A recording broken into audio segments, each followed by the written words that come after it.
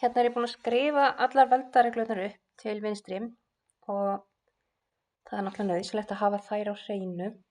Og svo er reglan hérna inn í gula kassanum og við byrjum á því. Við ætlum að markmiðið er að skrifa þetta upp sem ekki með kvaðratrótum og ekki með rótum, heldur bara með veldi. Og ekki bara veldi, heldur líka jákvæð veldi. Svona veldi á að vera í plús. Þannig að reglan í gula kassanum segir okkur að þriðja rótin af einhverju er sama eins og setja það allt saman í veldi 1/3. Þannig ef þetta hérna er bláa 3, að þá er það sama eins og 1/3. Þannig að þá skrifum við þetta bara aftur upp og höfum það í veldinu 1/3. Og svo skoðum við veldareglurnar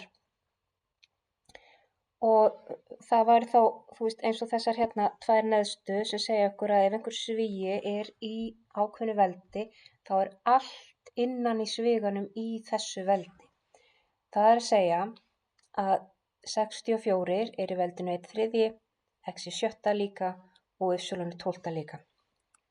Þannig að við getum bútað þetta núna niður, tekið svigan og sett allt sem er inn í honum í veldi 1/3.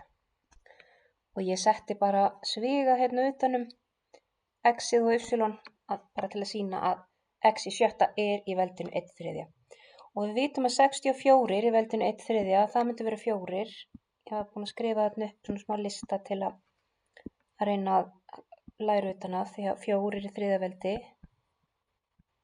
er 64. Þannig að þetta er allavega 4. Svo skoðum við x-in og það er x í 7 veldi í veldinu 1/3. Og þá förum við í þessa veldareglu hér að ef með einhverja tölu í einhverju veldi og það er svo í einhverju öðru veldi, að þá á að margfalda veldin saman. Þannig að hérna þarf það að segja 6 sinnum 1/3. Þannig að þetta er þá x í veldinu 6/3, því að 6 sinnum 1/3 er sama eins og 6/3, sem er auðvitað bara 2. Talan kemur upp á strik. Sama regla segir okkur að við þurfum þá að margfalda saman 12 og 1/3. Þannig að 12/3 kemur hér. 12 sinnum 1/3 er 12/3.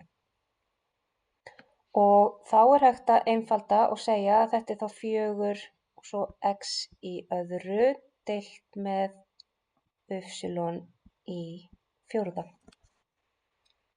Og öll veldin eru jákvæð, þannig að þá er þetta bara komið svona. Gott að hafa veldareglurnar hjá sér, bara á blaði og kíkja. Og muna svo að þriðja rót er sama og veldi 1/3.